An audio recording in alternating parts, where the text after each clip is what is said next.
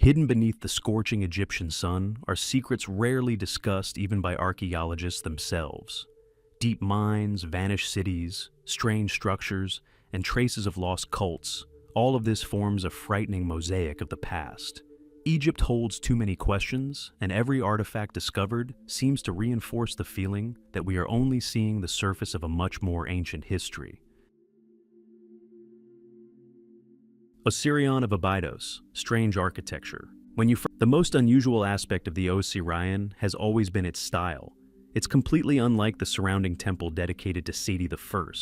There, the walls are decorated with delicate reliefs, neat inscriptions, and a clear structure. But here, huge roughly hewn stone slabs resemble cyclopean masonry, each block weighing tens of tons. They are joined in such a way that the gaps are almost invisible, creating an impression of antiquity that defies conventional notions of Egyptian architectural development. Standing at the very edge of the platform, where the still water collects at the bottom of the structure, a strange sense of timelessness arises. The water doesn't appear here by chance. The groundwater level constantly rises and falls, as if the place itself is trying to retain something hidden. Researchers have repeatedly tried to explain this with simple geology, but the sense of mysticism remains, especially when the water becomes almost mirror-like, reflecting the heavy stones like a memory of bygone eras. Many have wondered why the architecture of Osirion is so different from everything else around it. Some have suggested that the builders deliberately returned to some ancient style to emphasize the sacredness of the site. Others have speculated that the structure may have been much older than the surrounding buildings, and that the Temple of Seti I was simply erected nearby, unwilling to destroy what was considered sacred. These views remain controversial, but every time one sees this contrast, the idea of ancient times seems unexpectedly compelling. There are archaeologists working here in the early 20th century describe the Osirion as part of a funerary complex, but they also acknowledge that the construction methods were too archaic for the era. They often emphasize that the style was reminiscent of a time when Egyptian architecture was still in its infancy, which has sparked much debate. How could such a structure have appeared next to a temple built during the mature period of Egyptian history? This question remains open, and the more time passes, the more attention it attracts. If you stare at stone slabs bearing tool marks for a long time, you'll notice that they're virtually uniform in depth and direction. This has led to speculation about the extraordinary skill of ancient builders. You catch yourself thinking that this isn't just a stone, but the marks of hands that worked here thousands of years ago, and did so with a precision difficult to replicate even with modern tools. In such moments, time seems to compress. The Osirion is also striking in its layout.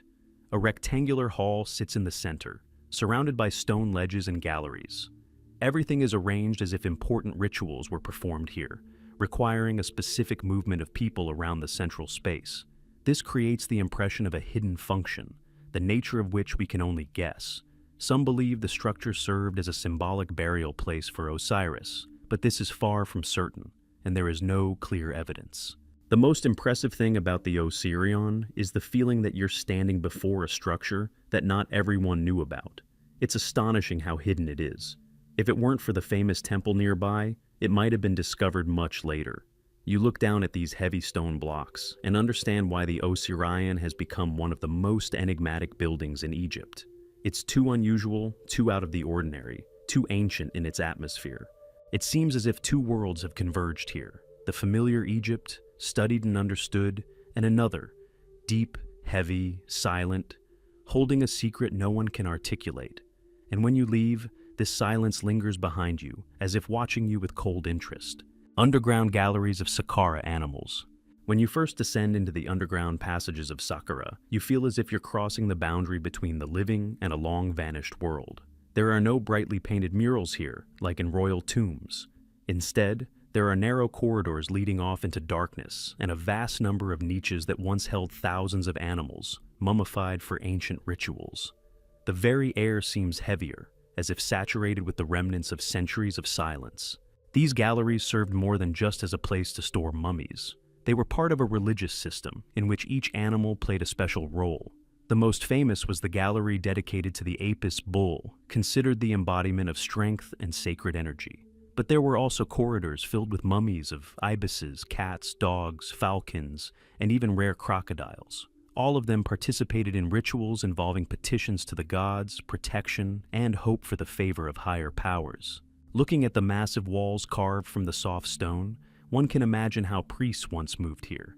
They lit their way with oil lamps, creating strange reflections on the walls that transformed the space into a living corridor of shadows. You understand that this place was closely associated with ideas about the transition between the world of humans and the world of the gods, and the role of animals in these ideas was far more profound than is commonly believed today. The sheer scale of the entire complex seems particularly bizarre.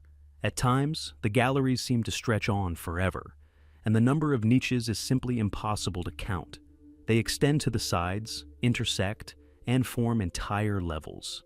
Archaeologists who began their explorations in the early 20th century were amazed at the sheer volume of work required to create such a vast network of underground passages. Even with modern tools, such work would have taken years, but here, everything was done by hand. The most puzzling question remains why the ancient Egyptians devoted so much attention to animal mummies.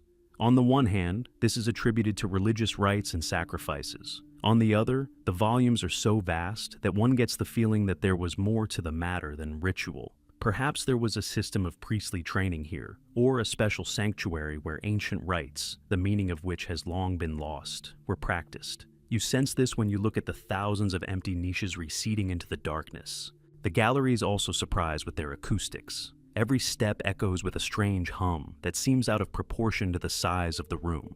Sometimes it seems as if the sound is reflected not by the walls, but from the depths hidden behind them.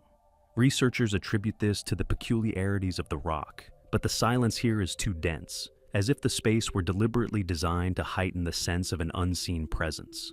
You walk slowly, trying not to disturb this tense atmosphere.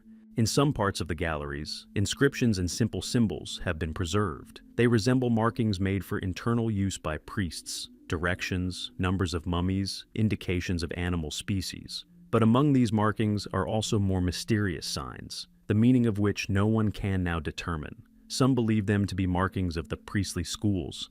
Others believe them to be part of initiation rituals. Regardless, they reinforce the sense that actions not intended for the common eye took place here. The enormous sarcophagi of the Apis bulls are particularly impressive. They are carved from solid blocks of stone so heavy that modern engineers struggle to imagine how they were transported underground.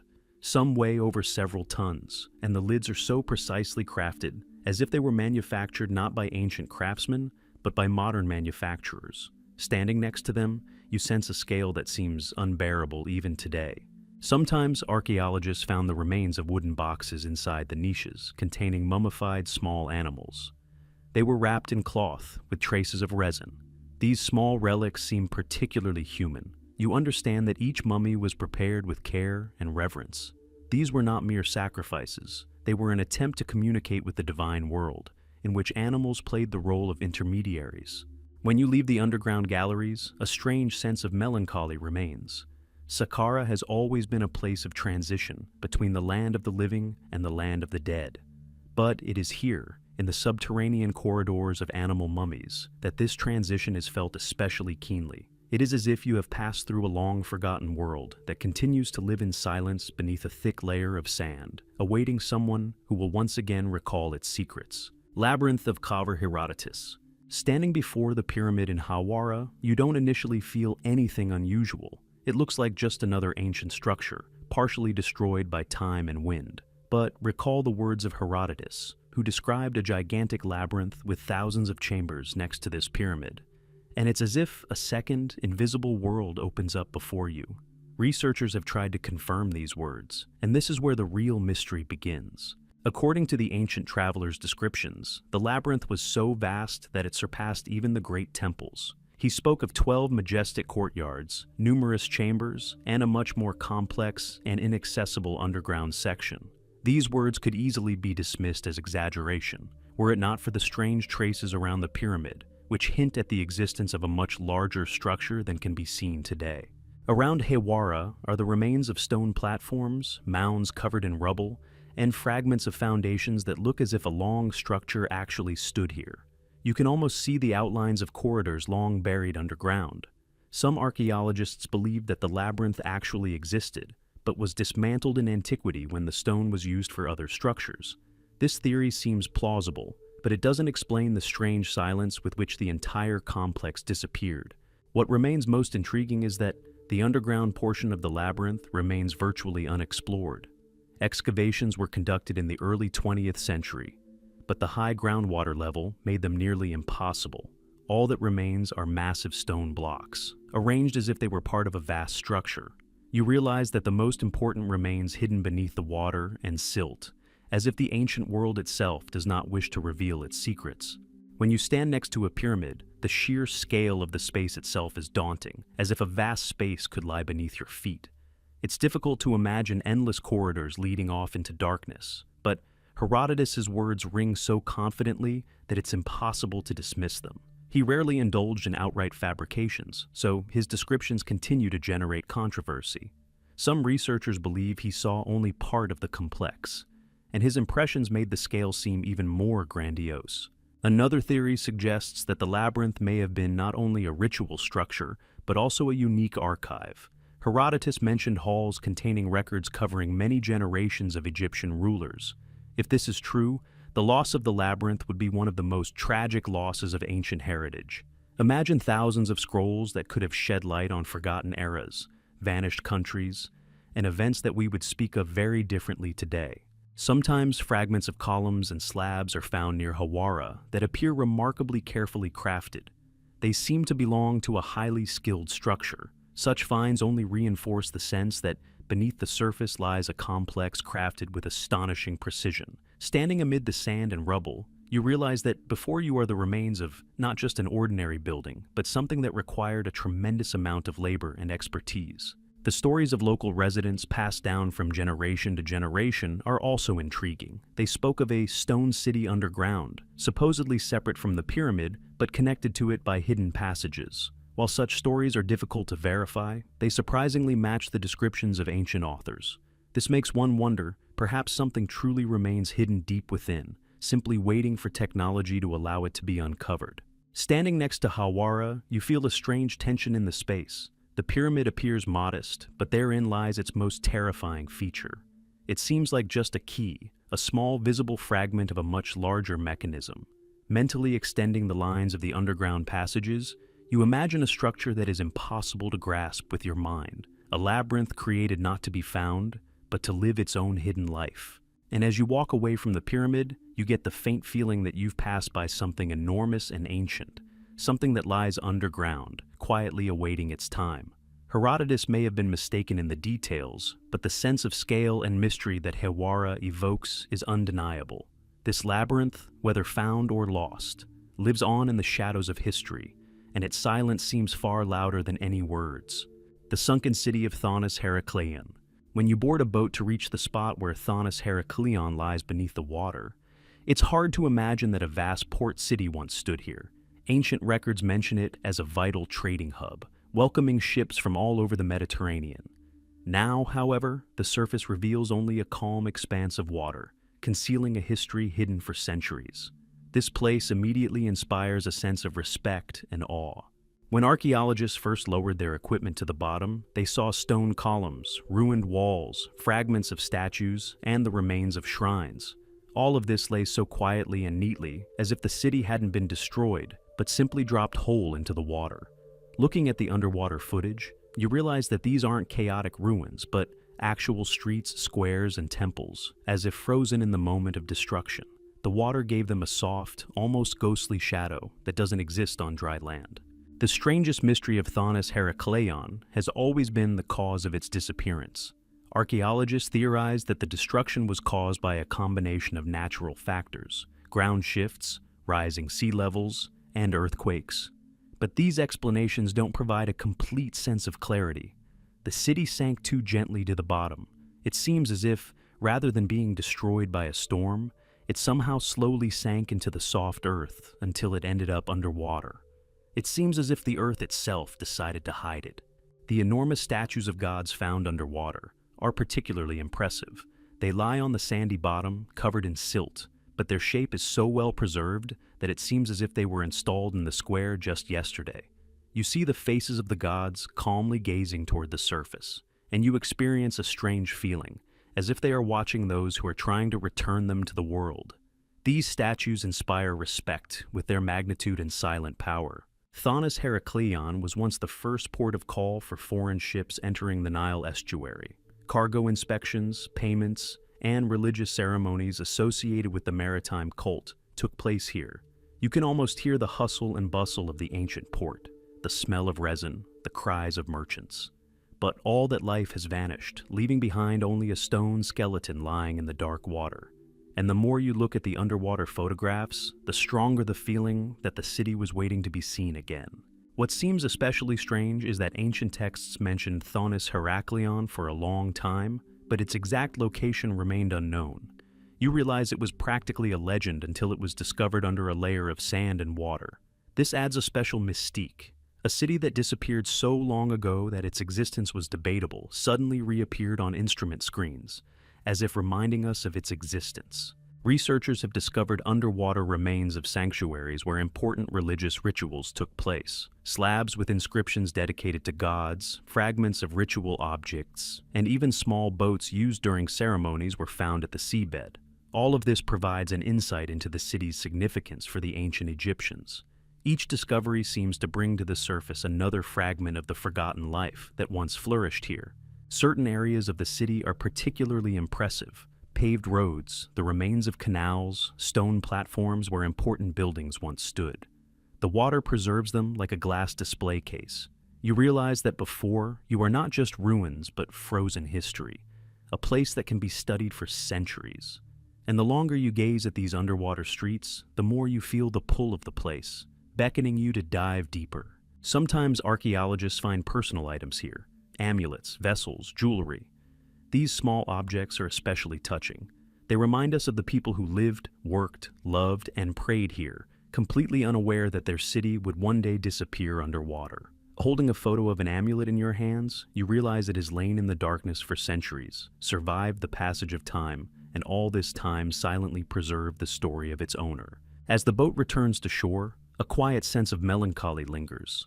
Thonis Herakleion isn't destroyed in the traditional sense. It's simply gone, as if a vast living organism had slowly sunk into slumber, leaving behind a still surface of water.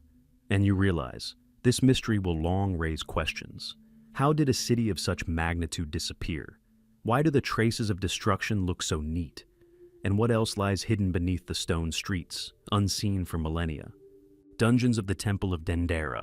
When you first enter the Dendera Temple complex, your attention is immediately drawn to the vibrant reliefs and grandeur of the main hall. But the real secret lies not above, but beneath the stone. Within the temple, there is a network of narrow underground corridors, so cramped and low that at times one must crawl, and it is these closed, dark passages that raise the deepest questions about their purpose and function. The walls of the corridors are covered with unusual images. Many of them are difficult to understand at first glance. Scenes related to rites of rebirth, symbols of light, and secret processions within the temple. Some images appear as if they were intended for a privileged few, only those who knew the hidden meaning. Standing inside such a passage, you feel the stone walls pressing down on your shoulders, forcing you to think not of architecture, but of something secret and significant taking place here.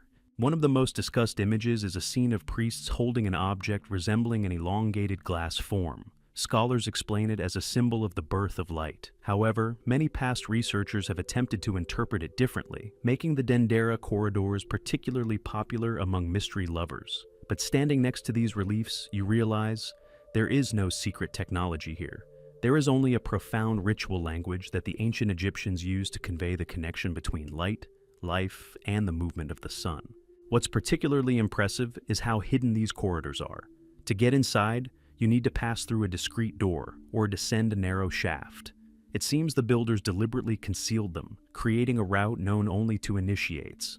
These passages were not intended for ordinary temple visitors. They are unadorned and serve no purpose for the general public. Everything suggests that rituals were performed here, rituals significant only to priests of a certain rank. The humid air inside the corridors makes you feel their age. You run your hand along the wall and feel the cool stone, bearing the traces of people who walked here shortly before the Common Era. The silence is so thick that it seems to listen to your breathing. At moments like these, you understand why ancient temples inspired both respect and fear. The underground part of Dendera seems alive, breathing, imbued with invisible layers of the past. Deep in the dungeons, small chambers were discovered where priests stored sacred objects and prepared for nightly rituals. Remains of vessels and candles used in rituals associated with the goddess Hathor were found here. These rooms are surprisingly modest, yet seem far more significant than the richly decorated halls above. Here, in this cramped stone space, occurred what defined the temple's spiritual essence. One of the strangest features of the dungeons is their layout. The corridors don't form a simple straight line. They curve, rise, and fall, as if replicating some symbolic path. Some scholars believe the structure of the dungeons represents the ritual journey of the sun through the invisible world. As you walk through these passages, you can't help but feel that every step and turn has a meaning, revealed only to the inner circle of priests. Sometimes you hear stories of even deeper levels beneath the temple, inaccessible to excavation due to the fragile structure.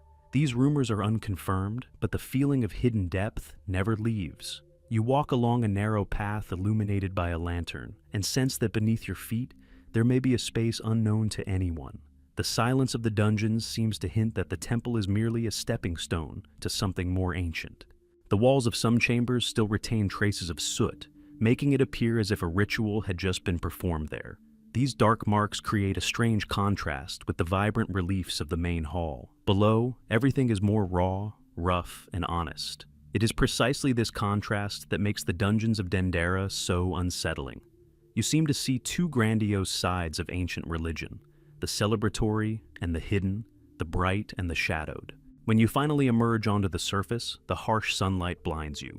The air becomes lighter, and the voices of tourists can be heard all around again.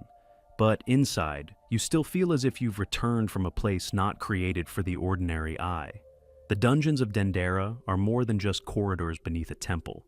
This is where ancient priests hid their most important work, concealing it from those who saw only its superficial beauty. And much in these passages remains a mystery, something that can only be felt, not explained. Astronomical Circle Nabta Playa.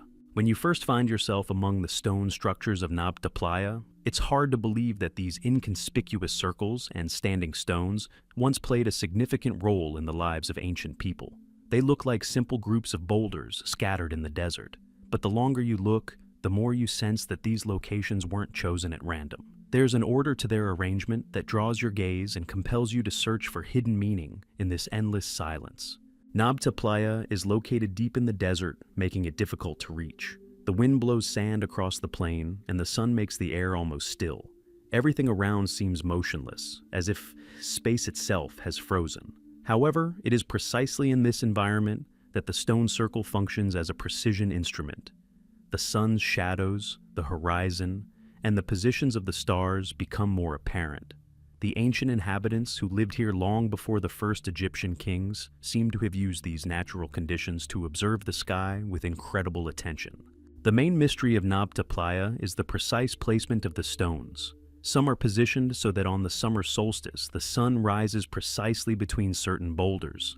Others indicate the direction of sunset on specific days of the year. Standing before these stones, you realize you're looking at more than just the remains of an ancient nomadic camp. This is a calendar created by people who might not have mastered writing, but who had a keen understanding of the movements of the celestial bodies. The circle's age is particularly impressive. It dates back to a time before monumental Egyptian architecture, when people lived in primitive communities but were already trying to record important natural cycles. All this suggests that knowledge of the sky arose among the valley's inhabitants much earlier than previously thought. You begin to understand that Nabta Playa is key to understanding the formation of the culture that would later give rise to pyramids, temples, and a complex system of religious beliefs. Among the stones are vertical slabs arranged in straight lines. They seem to direct the gaze to specific parts of the horizon. Some scientists believe these lines may have been used to observe the stars, which played an important role in determining the timing of rains and migrations. Ancient people depended on nature, and understanding its cycles was a matter of survival. Standing among these stones, you sense that this was not just a matter of scientific endeavor, but a matter of everyday life. There are also more difficult to explain elements, groups of stones arranged in complex geometric shapes that don't fit into conventional solar observation patterns. These structures could represent cosmic phenomena associated with the movements of certain stars.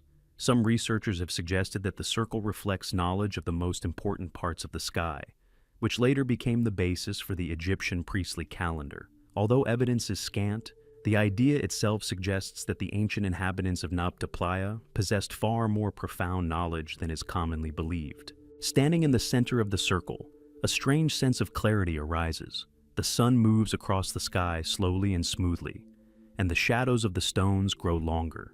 They seem to come alive, revealing directions that the average eye would easily miss. You understand that every movement of light here had significance. Perhaps here they observed the first sunrise after a long drought, or determined the beginning of the rainy season.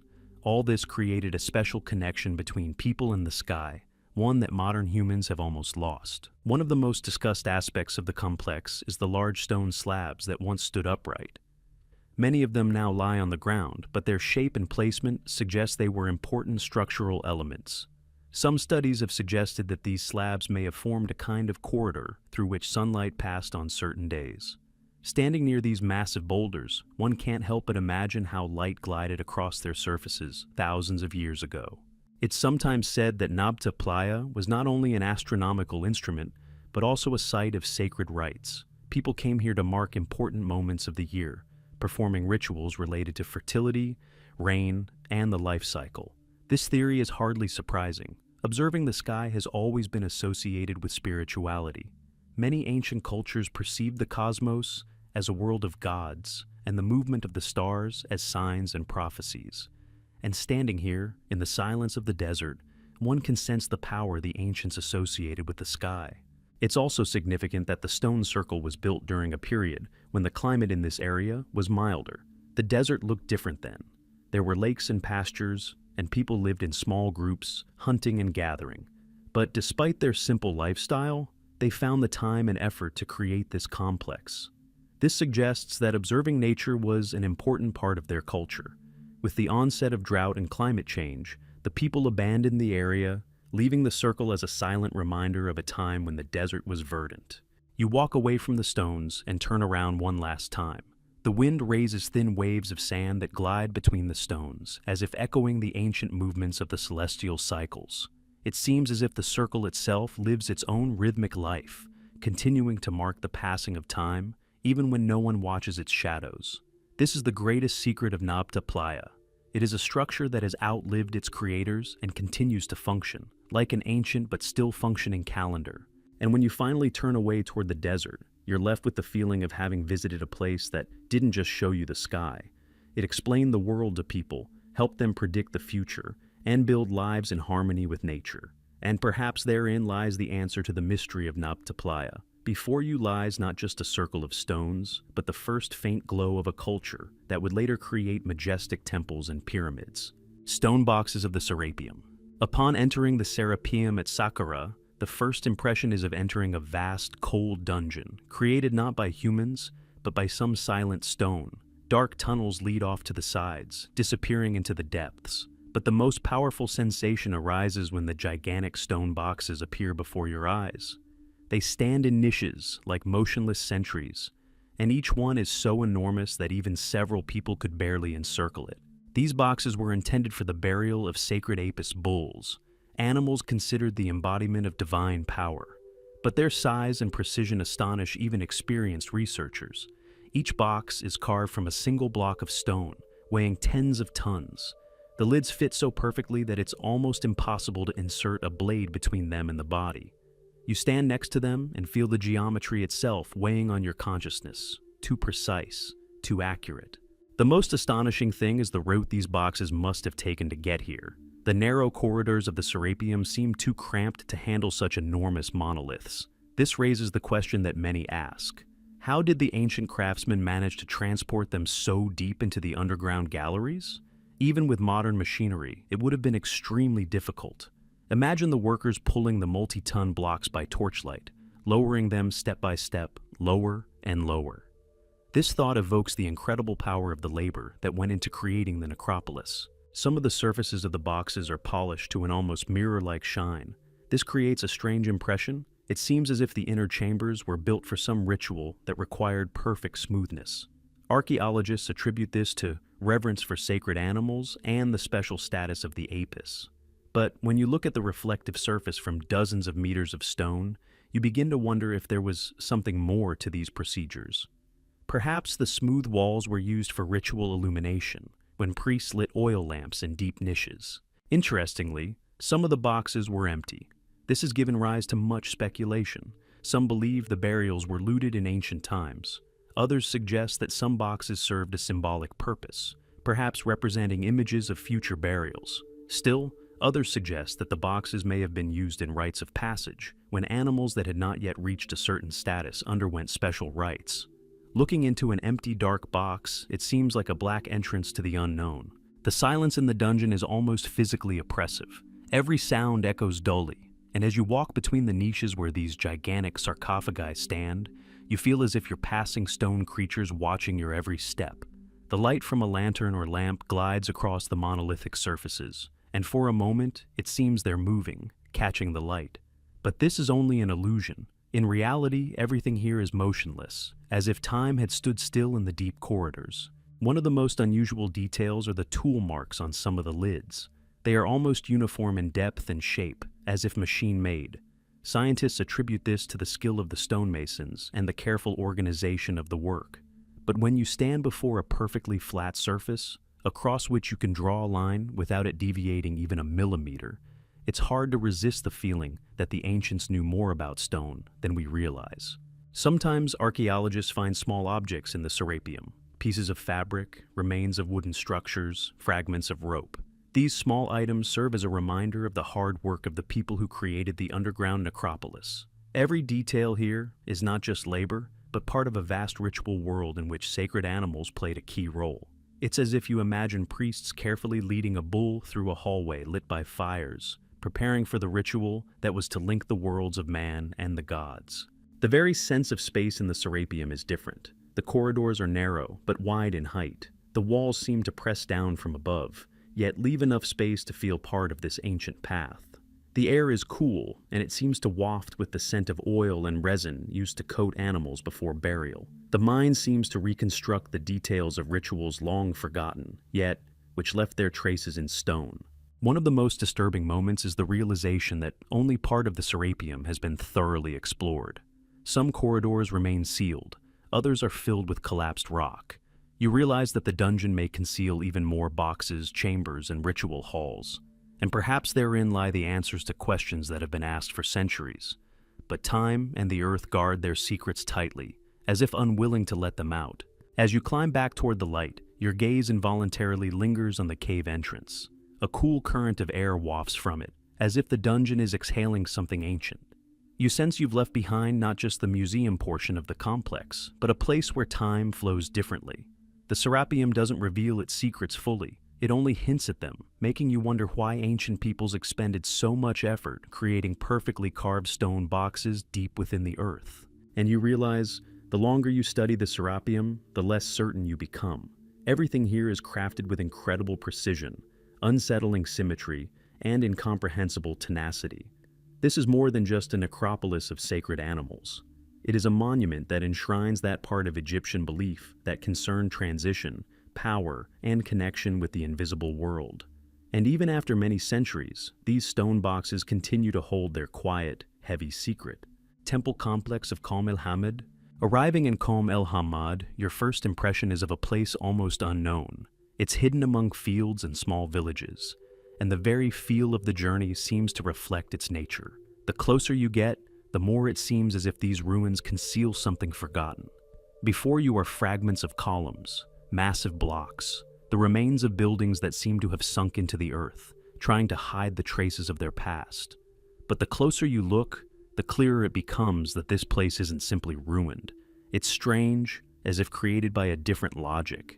The greatest mystery of the complex lies in its structure.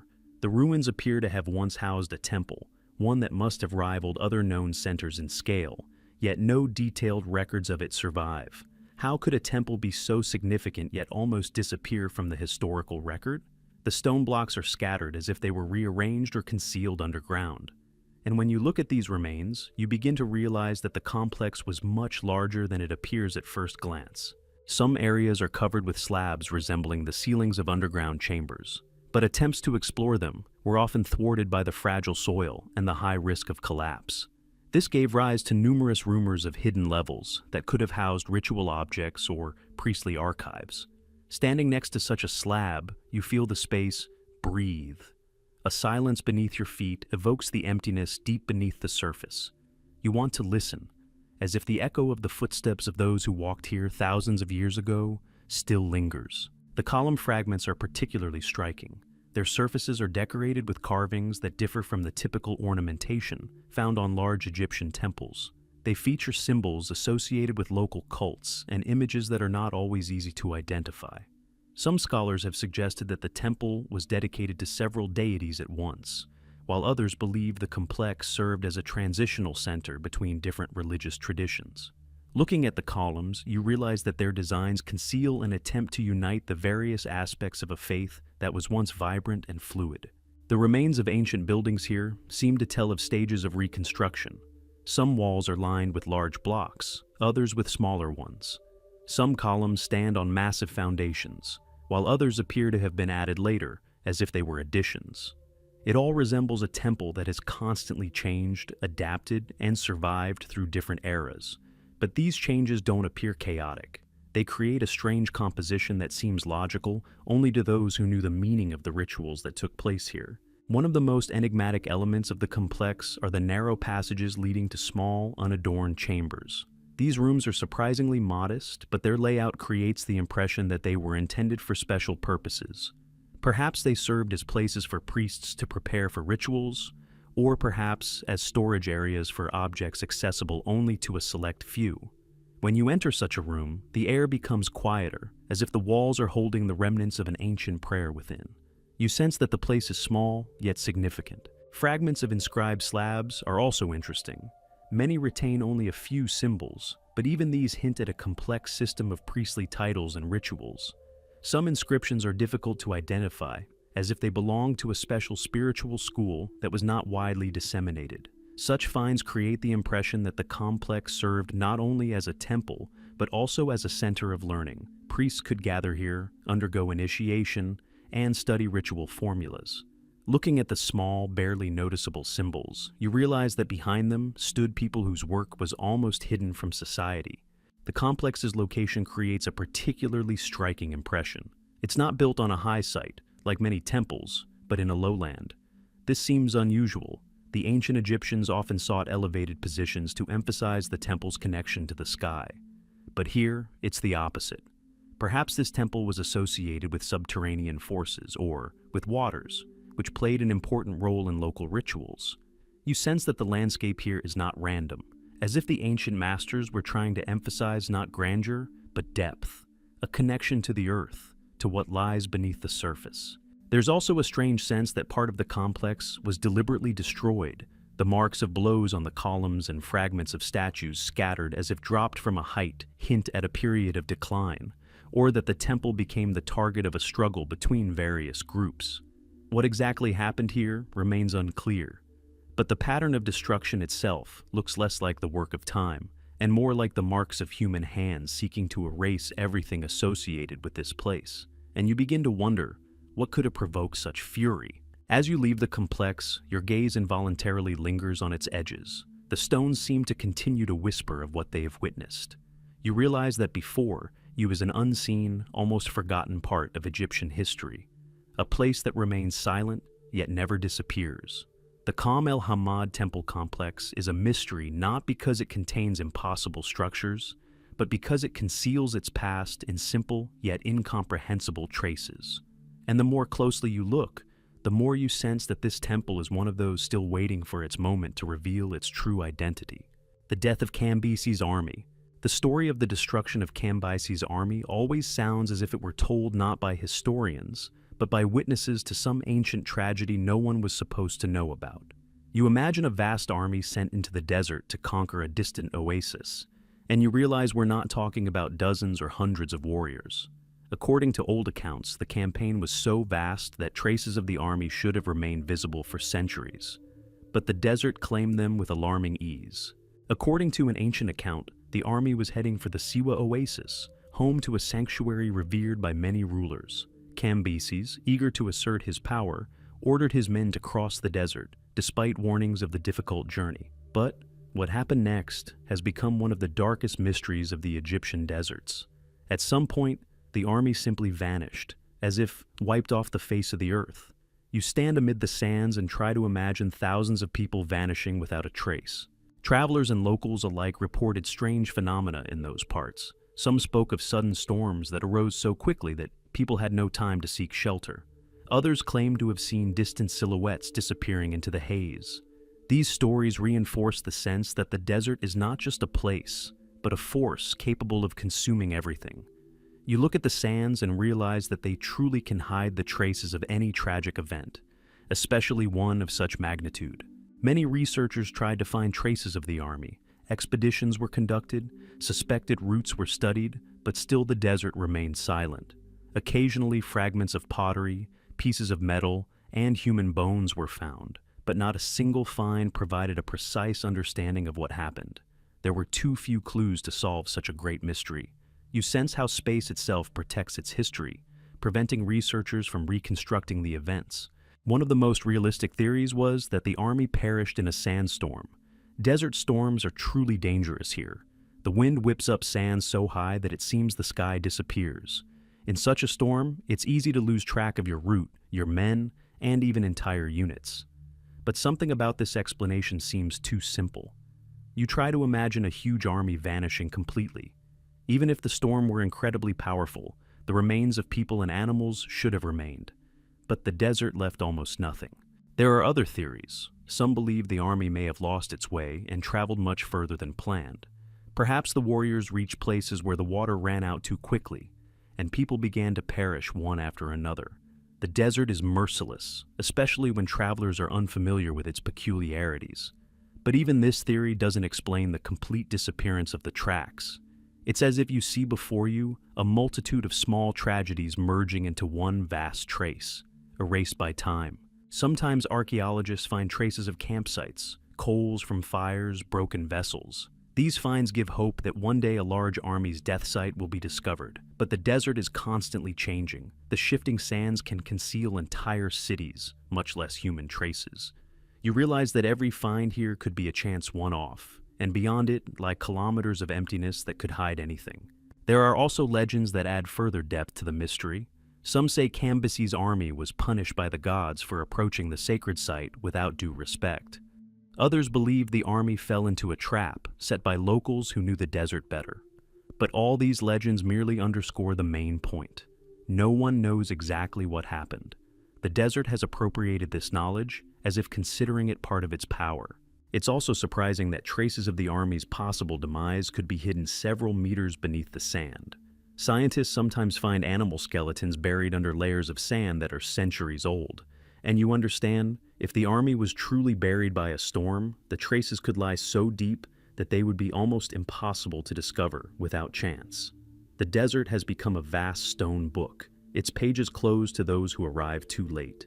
Some expeditions used modern equipment to search for anomalies beneath the sand. They found structures resembling clusters of stones, perhaps camps. But every attempt to get closer ended the same. The tracks were scattered and incomplete. It was as if a powerful force had taken everything connected to that expedition and scattered them across the desert in all directions.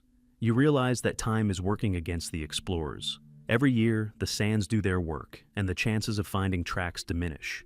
The most unsettling feeling comes when you realize the desert offers no answers, yet it feels as if it knows them. You stand on a spot where thousands of people may have once walked, and all you see around you are endless waves of sand. They are quiet, almost gentle, but behind this calm lies a force that destroyed an entire army. The story of Cambyses reminds us how fragile even the most grandiose plans can be in the face of nature. Walking away from these places leaves you with the feeling of having left behind a vast secret that lives on in the desert. The destruction of Cambyses' army is more than just a historical mystery. It's a story of how one misstep can lead to the disappearance of something seemingly indestructible. And as long as the desert remains silent, this mystery will live on, inspiring both respect and apprehension in all who attempt to touch its edge. Sanctuaries of Oasis Siwa. When you first arrive at the Siwa Oasis, you feel as if you've entered a place apart from all of Egypt. This isn't just an oasis in the sand, it's a world where silence speaks louder than voices, and ancient buildings appear to continue their secret work despite the passing of millennia. It was here that the sanctuaries were located, attracting rulers, travelers, and priests from across the ancient world, leaving behind traces that are difficult to understand but impossible to ignore. The oasis is surrounded by hills, sand ridges, and natural walls that protected it from the outside world. And when you enter the center of Siwa, you sense that the ancient masters chose the sites for their sacred buildings deliberately. One of the main sanctuaries is the temple dedicated to the god Amun. It is called the Temple of the Oracle because rulers came here for answers to questions that determined the fate of their countries. Standing before the ruins, you realize how powerful this place was in ancient times. The temple is built on a cliff, where the steep rise of the land creates the feeling that nature itself is emphasizing its significance. Only partial walls remain, but even their fragments suggest the temple's importance. Inside, there are remains of chambers where priests lived, as well as a small chamber that many consider a center for divination. You step inside and feel the space shrink, leaving only a narrow beam of light filtering through the cracks. It seems as if this place was created for a voice, meant to be quiet yet penetrating. The most enigmatic thing about the Siwa shrines is that they bear little resemblance to traditional Egyptian temples. Local craftsmen used clay, stone, and straw, creating buildings that seem to emerge from the earth. This makes them less monumental, but far more alive. They seem to continue to breathe with the hot air of the oasis. Looking at the walls, which bear the fingerprints of the people who sculpted them thousands of years ago, you realize that before you is not cold architecture, but the result of a very personal work. But the most compelling aspect is the oracle's role. It wasn't just locals who came here for advice. Envoys from rulers came here, and once Alexander the Great himself, seeking words about his destiny. While the precise details of the visit have long since faded into legend, the very idea that an ancient hero sought advice in this small temple in the desert heightens the sense that something special was taking place here. You imagine the king ascending the narrow path, while the priests prepare a ritual that would yield an answer that would change history. The interior of the temple is unlike the large halls we're accustomed to. Everything here is more modest, more intimate, more private. It seems as if the temple was designed not for large ceremonies, but for quiet, intimate rituals. The rooms are designed so that almost no light penetrates. Silence becomes the primary element.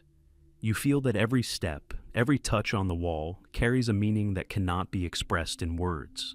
In such places, the mind seems to attune itself to the ritual. Besides the main temple, there were other sanctuaries in Siwa. One of them is located in the so-called City of Death, a huge hill dotted with tombs. As you climb, you can smell the wind carrying sand and the scent of dry grass. Some tombs are well preserved, others have almost disappeared, but the very structure of the hill creates the impression of a vast staircase between two worlds. Paintings have been found here, simple yet profound. They tell of the soul's journey, of passing through gates, of a transition that for the people of Siwa was not just a matter of faith, but a part of life. There's also a shrine, rarely discussed, but particularly disturbing. It's a small temple, hidden in the shadow of a rock formation. It's often mistaken for an ordinary room, but inside, symbols unique to this site have been preserved. Some depict figures resembling people standing in prayer or reaching out to heaven. Others display strange combinations of lines, suggesting an attempt to convey the invisible. Scholars don't fully understand the meaning of these symbols, but when you look at them, you sense that they're not ritualistic. They're personal. The Siwa Oasis is a place many considered the edge of the world. On one side is a vast desert, on the other, small fields, springs of water, and silence. Here, it seemed as if the earth and sky were closer together than anywhere else. And the people of Siwa have preserved their traditions for centuries, refusing to allow outside forces to change them. Even today, standing among the ruins of the sanctuaries, you sense that the place has not lost its energy. It remains as it was when those who came here in moments of despair or hope saw it. It's also interesting that many of the paths leading to the sanctuaries pass by water springs. These springs were considered sacred. The water here is cold and surprisingly clear, as if protected by the very walls of the oasis. Locals say that some springs never dry up, even in the hottest years. This adds to the mystique. Water in the desert has always been perceived as a sign of divine presence. You lean over the water and see your reflection, sharp, as if it were a mirror in which details disappear, leaving only a glance. Standing on the top of one of the hills, you notice how small paths connect the shrines. They seem random, but if you look long enough, you can see a certain logic. Perhaps these paths were used during ritual processions. Perhaps priests walked from one temple to another, following the light of torches or the movement of the stars. Locals told legends of nightly ceremonies when fires moved across the hills, leaving trails of light. And you sense that these stories are not just fiction. In such silence, it's easy to believe in the power of light. When you leave the Siwa sanctuaries, you're left with the feeling that the place won't let you go. It seems to watch your every step, but not with hostility, rather with curiosity. The Siwa Oasis is more than just a historical site. It's a living memory of those who knew how to hear the silence, look at the stars, and see answers in them. Here, among the rocks and sands, you can feel a connection with those who believed that God spoke through light, wind, and water. And this feeling lingers with you long afterward, as if the sanctuary continues to whisper something even when you're far away. The missing royal mummies. When you first hear the expression missing royal mummies, it sounds like an exaggeration. It seems incredible that the remains of rulers whose names were revered for centuries could vanish without a trace.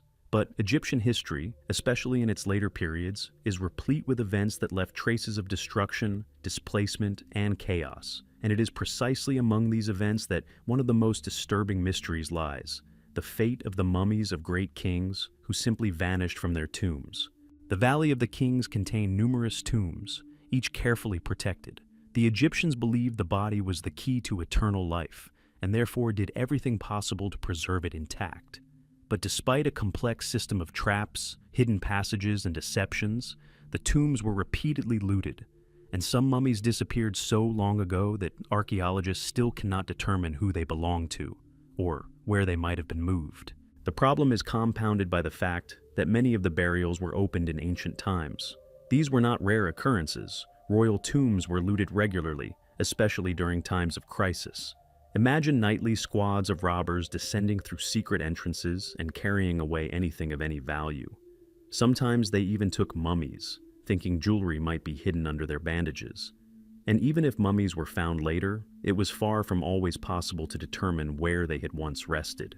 One of the most mysterious is the fate of the mummy of Cheops. Everyone knows about the tomb's existence, but the king's body has never been found. For a long time, it was believed that it was destroyed by robbers, but some researchers speculate that the mummy may have been moved by priests to a safer location to protect it from decay. You imagine a quiet nighttime procession of priests carefully carrying the sacred body through narrow corridors and hiding it deep within the rocks. But if so, why are there no traces of this operation? Another example is the mummies of some kings of the New Kingdom. When the priests realized that protecting the tombs in the Valley of the Kings was becoming nearly impossible, they began transferring the bodies to secret collective repositories. One such repository was discovered in the late 19th century. Dozens of pharaohs were found there, but by no means all of them. Some mummies were missing, despite documentary mentions. They should have been transferred along with the others, but they were not. This means they were either hidden separately or had already been lost. The fate of the mummies of female rulers is particularly interesting. Nefertiti's tomb has never been found, and her mummy remains a legend. Some believe her body may be in a hidden section of the famous tomb, which has not yet been explored due to the fragility of the walls. Others suggest she was buried separately to avoid attempts to erase her memory. Reading these theories, one senses the mystery growing. Too much remains unknown, too few clues to point the way. No less mysterious is the story of several mummies discovered without names.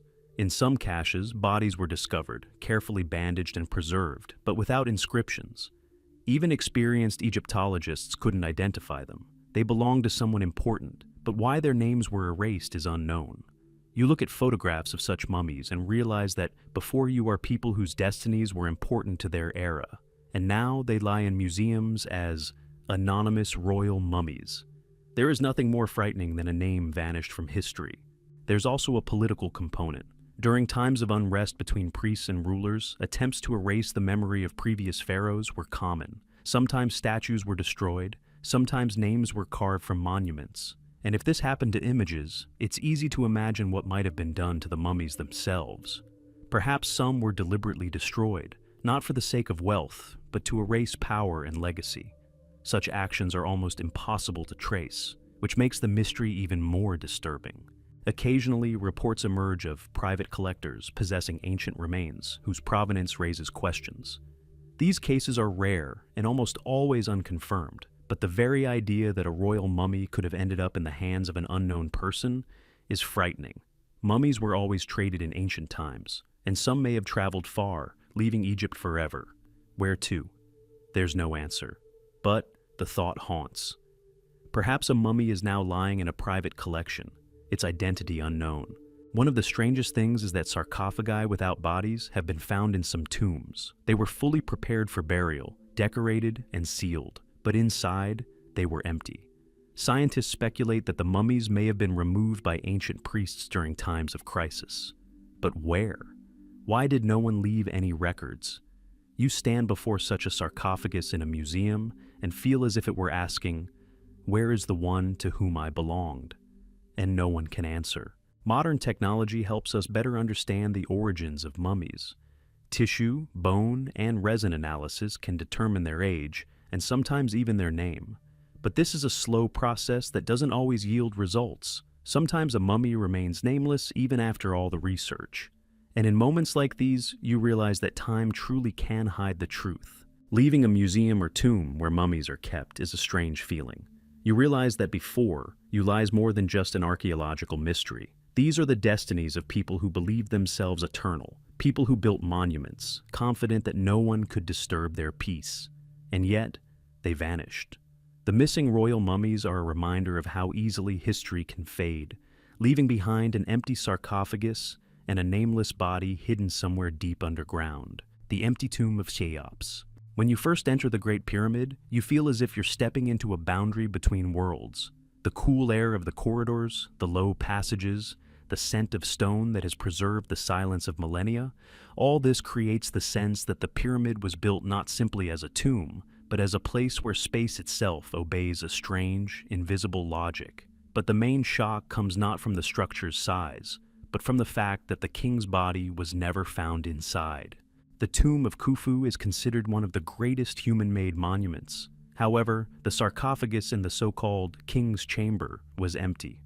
There was no mummy, no funerary objects, no hint of the ritual implements that always accompanied the body of a ruler in ancient Egypt. You peer at the smooth walls of the chamber, trying to imagine what the room must have looked like when it was first opened, and you realize no one knows what it must have looked like. Another theory suggests that Cheops wasn't originally buried in the pyramid, that the pyramid was merely a symbol, and his real resting place was elsewhere, perhaps well hidden. You imagine priests conducting a secret burial ceremony far from the main monument, leaving the pyramid as a mere symbol of power and transition. But this theory, too, is unproven. No alternative tomb for Cheops has ever been found. The sarcophagus attracts particular attention. It's too large to be removed from the chamber and too heavy to be lifted after its construction. This means it was placed inside before the chamber was sealed. But if the sarcophagus was placed there beforehand, why wasn't the body placed inside? Or, if it was, where did it disappear to? You look at the sarcophagus and realize it's part of the mystery. Its rough workmanship is unlike the exquisite sarcophagi of other kings. It seems functional, not decorative. There are also suggestions that the pyramid may have contained hidden passages leading to other rooms. Researchers have studied the pyramid using new technologies: scanning, infrared analysis, and temperature measurements. Several voids have been discovered, located above and to the sides of the known corridors. They are too regular, too smooth to be random. It seems that another space, inaccessible to researchers, may exist within the pyramid, a place where the true sarcophagus of Cheops may once have been located. One of the most disturbing questions is why there's not a single trace of a completed ritual in the pyramid. Other tombs contain remnants of objects, fragments of fabric, resin, and symbolic images. Here, there's emptiness. the silence is so thick that it seems as if the walls are deliberately devoid of decoration. You look at the smooth surfaces and sense that this lack of decoration is also a message. It's as if the pyramid was created for the very idea of eternity, not for a specific body. Some scholars believe the Great Pyramid may have been built not only as a tomb, but also as a gigantic symbolic structure, a device associated with the idea of passage, ascent, or observation of the movements of the sky. And the Great Chamber may have served as a sacred center, where rituals unrelated to burial took place. You stand in the middle of an empty room and think, perhaps the pharaoh's body was not needed here at all, because the pyramid itself is his symbolic shell. But there are also those who suggest that the body was indeed here, that it was inside the sarcophagus, but was destroyed by robbers in ancient times. However, this theory is also weak. Robbers usually leave at least some trace: bones, bandages, the remains of amulets. Nothing was found in the king's chamber. Completely erasing the presence of a body is virtually impossible. And this makes one wonder, perhaps the mummy was never inside the sarcophagus? The strangest thing is that not a single object was found nearby. The ancient Egyptians believed that the deceased needed objects to overcome the spirit world. But there is nothing of the sort in the tomb of Cheops. You understand that this contradicts the very essence of Egyptian faith. How could the ruler who erected the largest monument be buried without the traditional set of objects? This seems not just strange, but unnatural for that era. Some researchers have suggested that the pyramid was built as a temple, not a tomb. In this interpretation, the empty chamber is not a mistake, but part of the design. The absence of the mummy then becomes a semantic element. The chamber was intended for rituals associated with light, the stars, or divine principles. Perhaps ceremonies related to the daily and nightly movements of the sun were held here. Perhaps this was the center where the king was symbolically resurrected, while his actual body was kept elsewhere. But no matter how many theories there are, no one knows the truth. You stand in the center of the king's chamber and feel a silence that is unlike any other. It is denser, heavier, as if filled with hidden meaning. And it is this silence that makes you realize that the mummy's absence is more than just an archaeological mystery. It is a reminder that even the greatest structures can harbor emptiness, leaving only hints and traces that will never form a complete picture. As you ascend back into daylight, a sense of strangeness lingers. The Great Pyramid is a monument that has outlived a king, an era, and civilizations. But what it has preserved most is not a body, but a mystery. The empty tomb of Cheops is like an answer no one can hear. It is silent, and precisely in this silence lies its greatest mystery. Nefertiti's tomb has not been found. When people think of Nefertiti, their minds immediately conjure up her famous portrait, a graceful profile, frozen in calm confidence.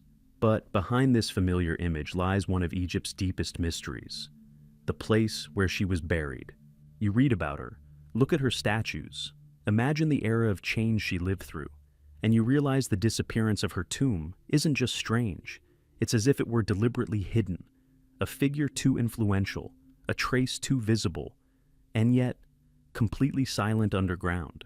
For the ancient Egyptians, the role of the pharaoh's wife was almost as significant as that of the ruler himself. And Nefertiti, judging by surviving evidence, was more than just a queen.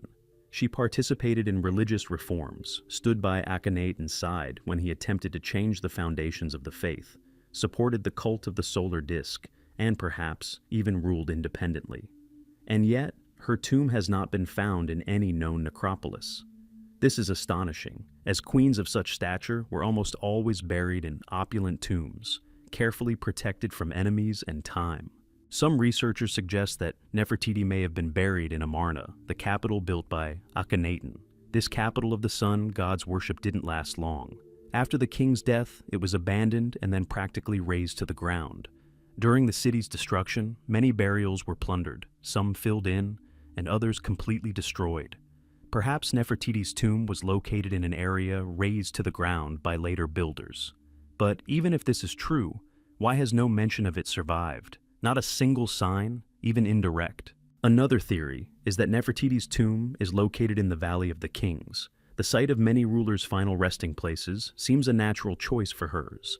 But this raises another mystery. If she was indeed buried alongside the great kings, then where is the entrance? Some believe her burial is in a hidden chamber, located next to the famous tomb. perhaps just behind the wall of the site where Tutankhamun was found.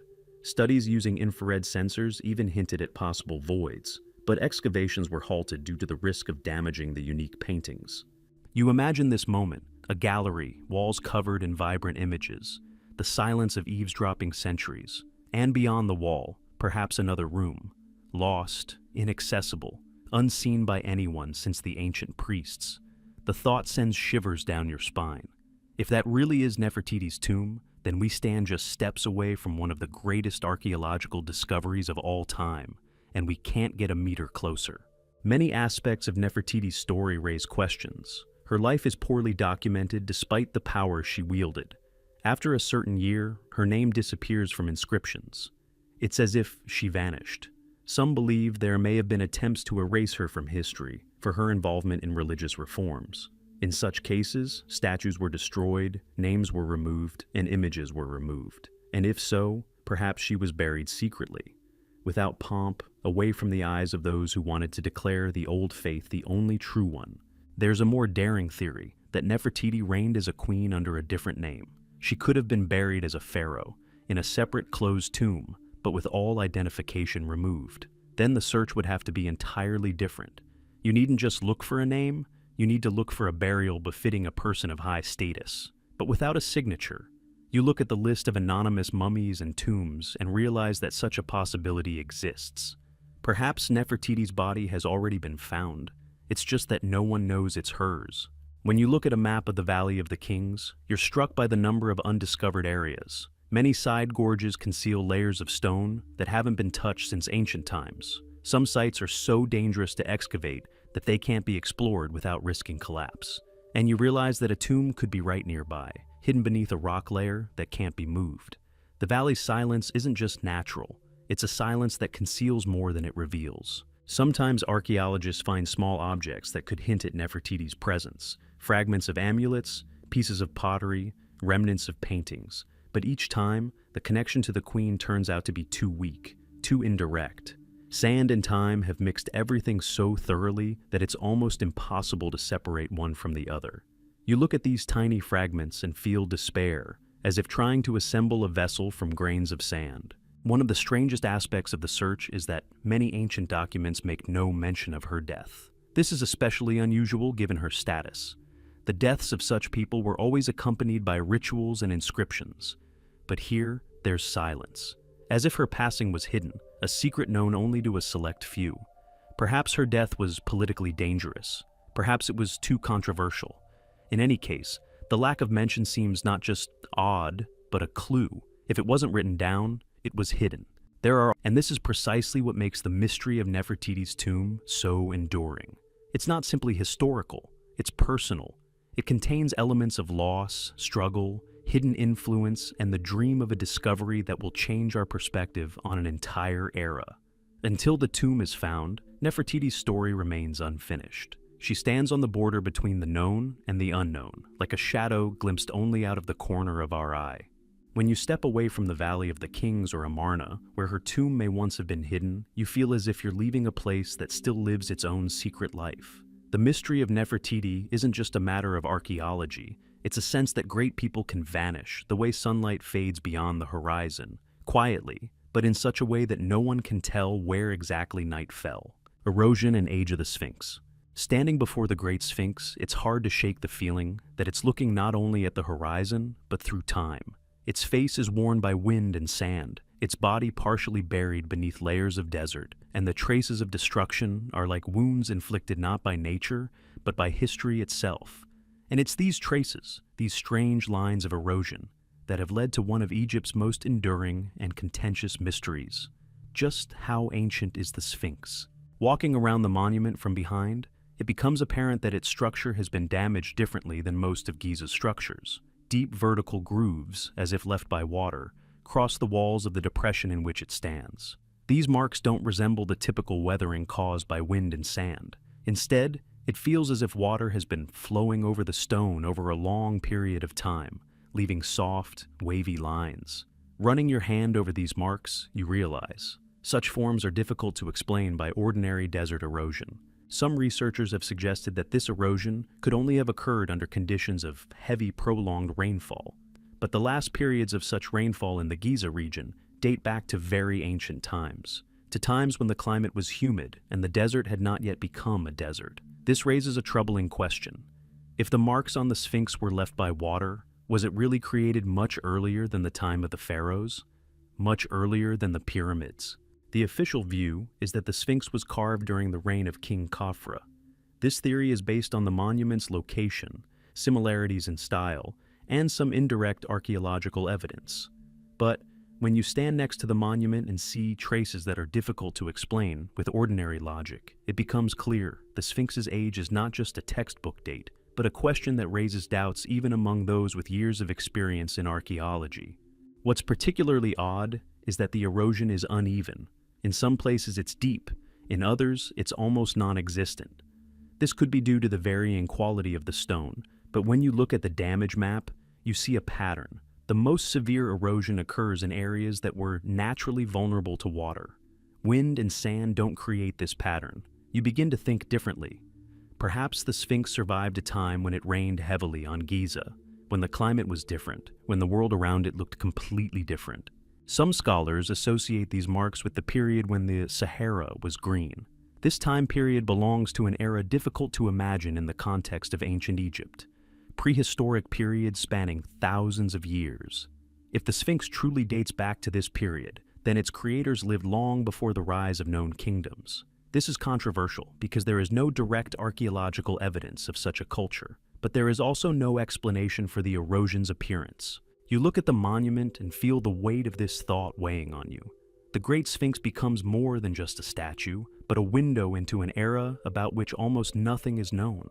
Its body seems to preserve the memory of the rain that fell thousands of years before the first pharaohs began to rule Egypt. Another theory is that the Sphinx was created earlier and then significantly reworked. The craftsmen could have altered its face, renovated individual parts, or rebuilt the surrounding walls. If so, the original head could have been different, perhaps a lion's, or completely obliterated by time. In that case, traces of erosion could indeed have survived from an earlier era. You stand before the Sphinx and realize that the proportions of the head and body seem odd. The head is noticeably smaller than would be expected for a statue of such size. This creates a sense of incongruity. Equally significant is the fact that traces of restorations dating back to various periods, from ancient to modern, have been found near the Sphinx.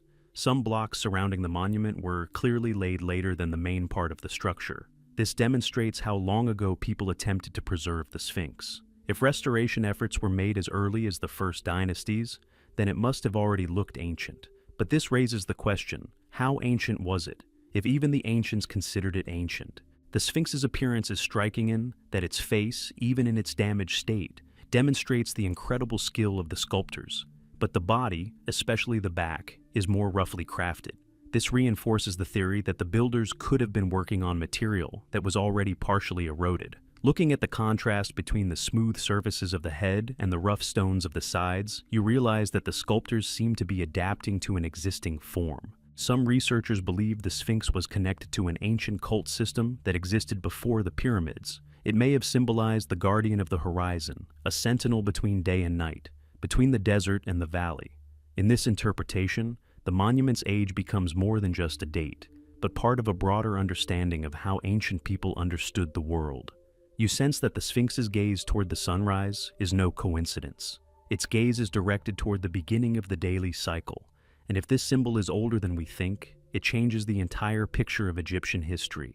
But the most troubling thing remains that there is no definitive answer.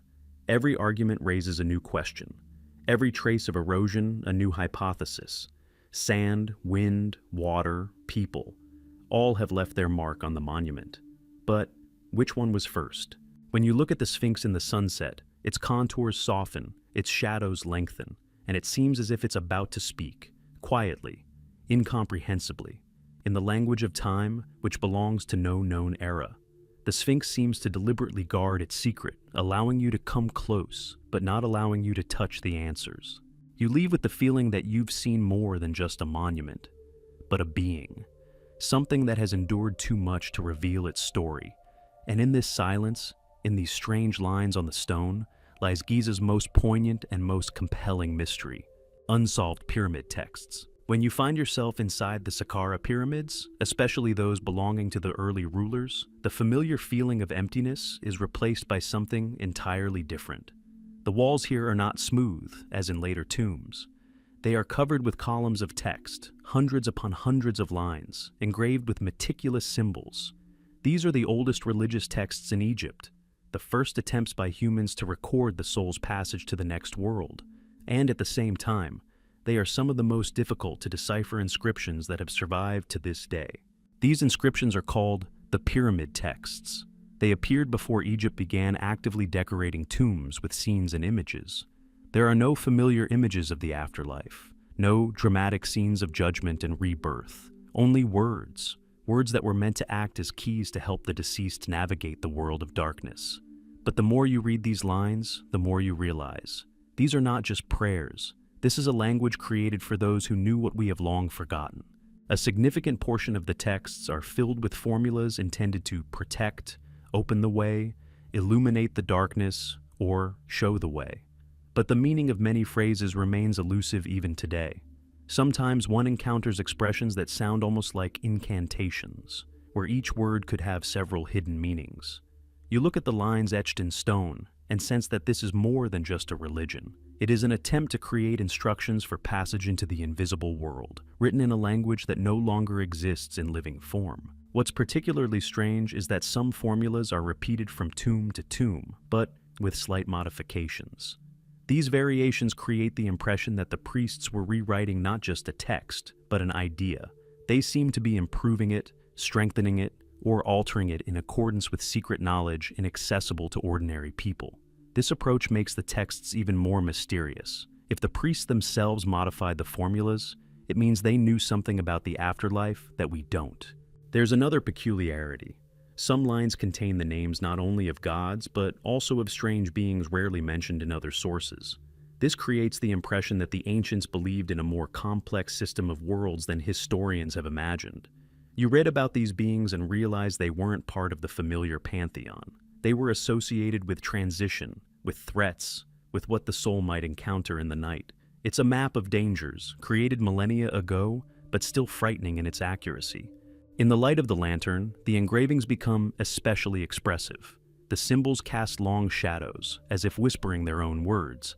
In some places, the hieroglyphs are etched so deeply that it seems as if the stone was carved with almost fury. Perhaps these were the most important formulas, those intended to protect the king at any cost. You run your fingers over these symbols and sense that they were not simply crafted by master craftsmen, they are imbued with conviction, almost fear. Sometimes there are gaps on the walls, places where text was intentionally removed or altered. These marks highlight the complexity of the text-making process. Perhaps priests adjusted formulas to align them with changing rituals, or they removed phrases whose meaning had lost its power over time. But such gaps on the walls always provoke anxiety. They remind us that there are words that cannot be spoken, or words that should be forgotten. Particularly striking are those sections where the texts serve not simply as prayers, but as descriptions of a specific path. There are phrases about starry roads, about the rising and setting of light, about how the soul becomes an eternal wanderer among the lights. These lines hint at ancient knowledge of the sky, which was part of rituals, not just observations. You understand that for the ancients, the world was one. Heaven, earth, and the afterlife were interconnected parts of a single, larger system. The pyramid texts are also astonishing in their number. You stand in a small chamber and see symbols literally everywhere, on the walls, on the ceiling, on the columns. This space is completely occupied by words. It's as if the priests were afraid to leave even a single unfilled surface, lest chaos creep in. The power of the tombs lies in this cramped text. Every surface became a prayer. With every line they tried to keep the soul on the right track. Sometimes, when archaeologists discovered new fragments of texts, it took months to reconstruct their sequence. Phrases could be moved, fragments lost. And this process of reconstruction itself felt like deciphering an ancient cipher. You watch symbologists debate the meaning of a single sign, and you realize the pyramid texts are more than just ancient words. They are a riddle that resists understanding, as if guarding its secrets. Today, The pyramid texts are one of the most important sources of information about Egypt's early religious beliefs. But even after decades of research, a significant portion of them remains unclear. You leave a tomb, its walls covered in symbols, and feel as if you've touched something too ancient, too complex to fully comprehend. These texts are like the voice of a distant era, distorted but clear. They call but do not explain. And it is precisely this ambiguity that holds the deepest, most compelling mystery of the Saqqara pyramids. The disappearance of the Aten religion. When discussing the religion of Aten, it's impossible not to feel a strange tension. It was the first attempt in Egyptian history to create a cult centered around a single deity, the solar disk. Akhenaten, a ruler who dared to challenge millennia-old traditions, built a new capital, changed rituals, banned old cults, and forced the priests to worship only Aten. But the most astonishing thing about this story is how quickly and quietly everything vanished after his death.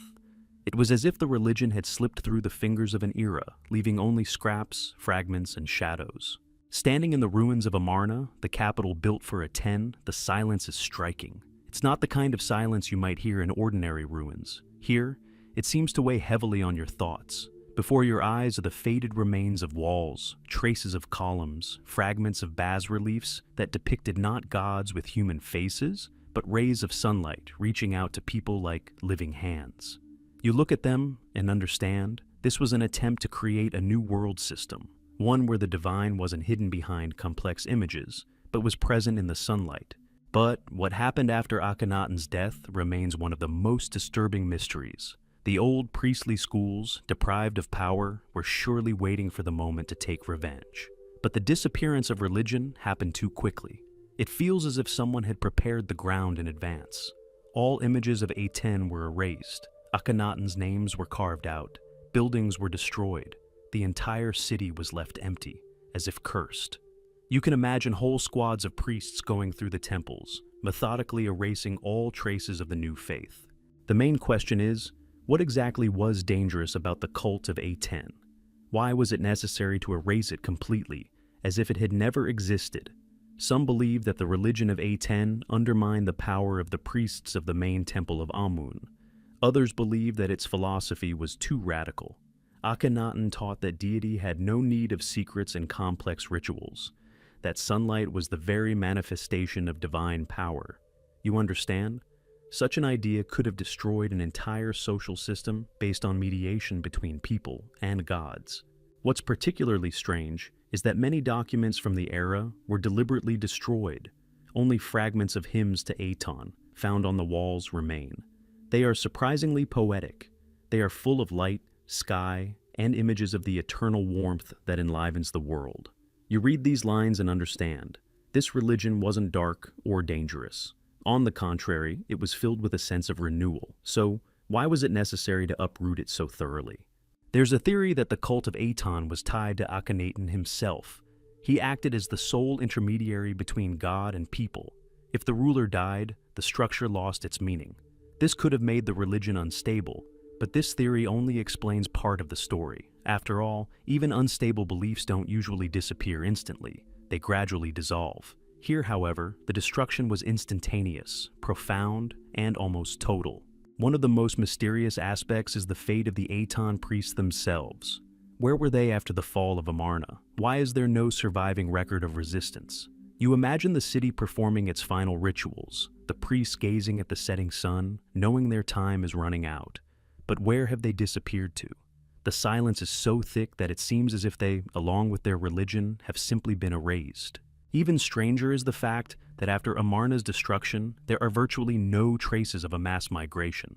The city emptied too quickly. It's as if people abandoned it in an instant.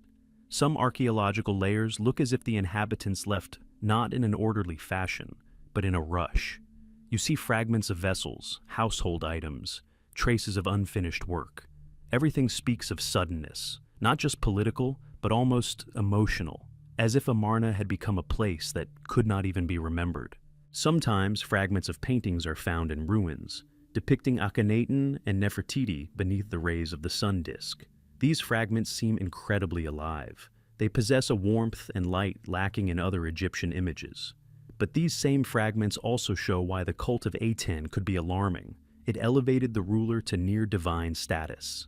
This was not just an innovation, but a threat to the entire political structure of ancient Egypt. Many scholars believe that the primary goal of those who reintroduced the old cults was to restore order. But the scale of the destruction suggests not restoration, but fear, a desire to close the door forever. And the more one studies the lost capital, the stronger the sense that the fear was justified. The religion of Aten changed the world too abruptly. It may have threatened the very understanding of power and death, destroying the old bonds between man and God. What's particularly interesting is that some elements of the Aten cult did not disappear completely. They resurfaced in later texts, in architecture, even in religious imagery. The solar disk remained an important symbol, but official memory of the cult rituals disappeared. Everything associated with Aten seemed to have been relegated to the depths, to a realm of uncontrolled and ungovernable knowledge. Walking away from the ruins of Amarna leaves a strange feeling. The place seems to be watching you. It's quiet, but there's something unfinished in this silence. As if the religion of Aten hasn't disappeared, it's simply waiting. Not for people, not for worship, but for understanding. It stands between eras, like the sun's disk above the horizon, on the edge of light and shadow. And this is precisely what makes its disappearance one of Egypt's most terrifying and alluring mysteries. Tutankhamun's meteorite dagger. When the dagger lying at Tutankhamun's feet was first seen, no one imagined it would become one of Egypt's most enigmatic artifacts.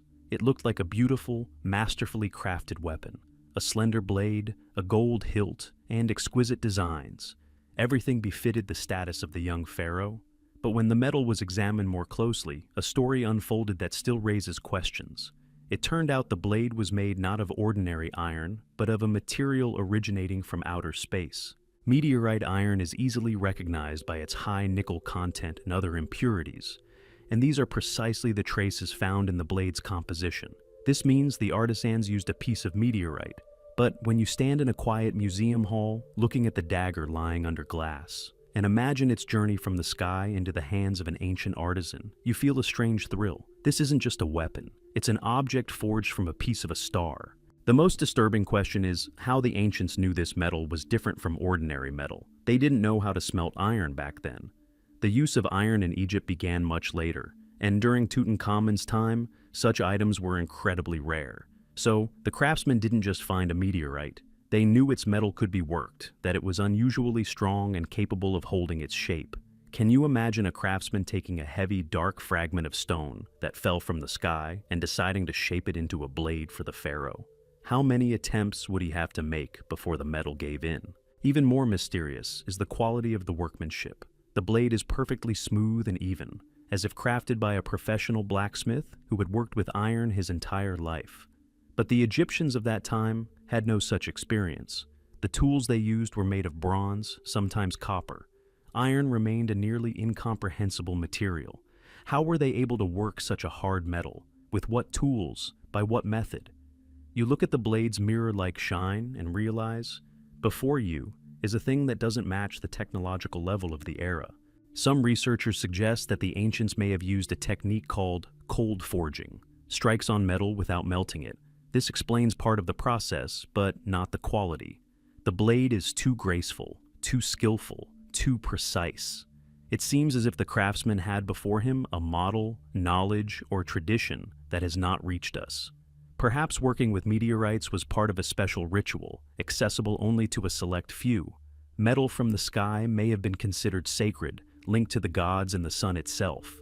There's also a ritualistic significance. In ancient Egypt, celestial iron was called the metal of the gods. It was associated with forces that fell to earth with thunder and light.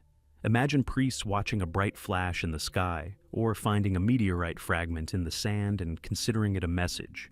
A blade made of such metal would have been not only a symbol of power, but also a symbol of the pharaoh's connection with the sky.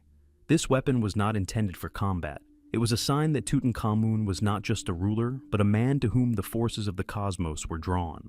But the dagger's mystery stems from more than just its origin.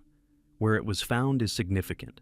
At the foot of the deceased king, alongside other objects intended for the journey to the afterlife, the dagger lay as if it were destined to accompany the pharaoh into the spirit world, as if it were not a weapon, but a key. Looking at the blade, you realize it could symbolize a path through darkness, a connection between earth and heaven, the ability to navigate the barriers that await the soul after death.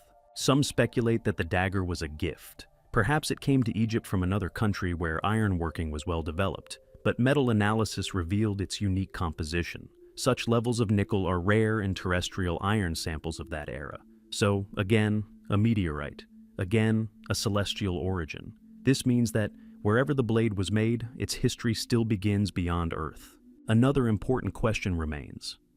Was this blade unique, or were other artifacts made of celestial metal, but they simply didn't survive? Some texts mention swords of fire used by priests in rituals. Perhaps these were not a legend, but reality. Perhaps celestial iron was used more often than we think, but these objects have vanished into the sands of time. What's particularly odd is that the dagger's study was conducted cautiously. First, the metal was examined using transillumination, then with minimal spectrometric methods. When it became clear that its composition was indeed meteoritic, a storm erupted in scientific circles. But then, silence. As if no one wanted to go further. As if the mystery surrounding this blade was never meant to be fully revealed. Standing before the display case containing Tutankhamun's sword, one senses a strange combination of beauty and unease. It's small, almost delicate, yet its material evokes eternity. Meteorites exist for millions of years, outlasting time, civilizations, and extinctions.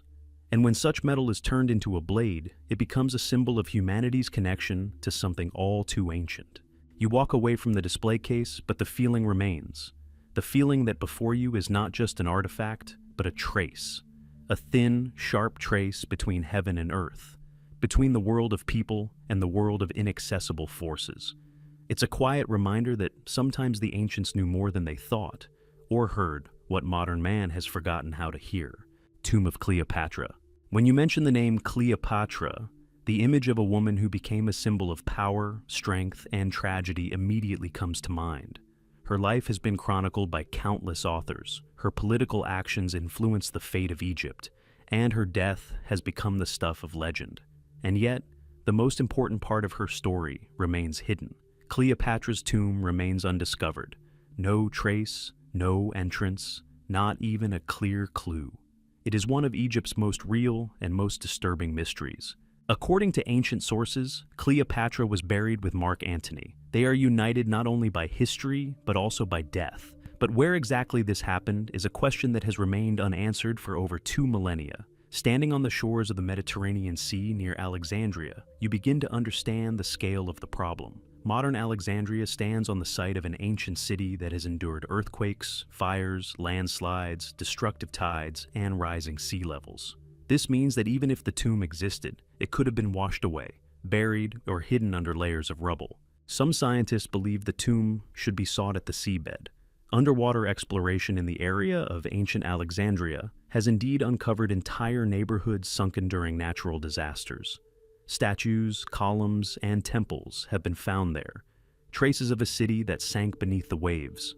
Looking at these discovered fragments, you realize if Cleopatra was buried near the palace, her tomb could be there too. But the sea hides its secrets well. Even modern equipment can only find isolated clues, pieces of walls, temple foundations, and ruined staircases. There's a theory that Cleopatra was buried not in the city center, but in a sanctuary dedicated to Osiris, not far from Taposiris Magna.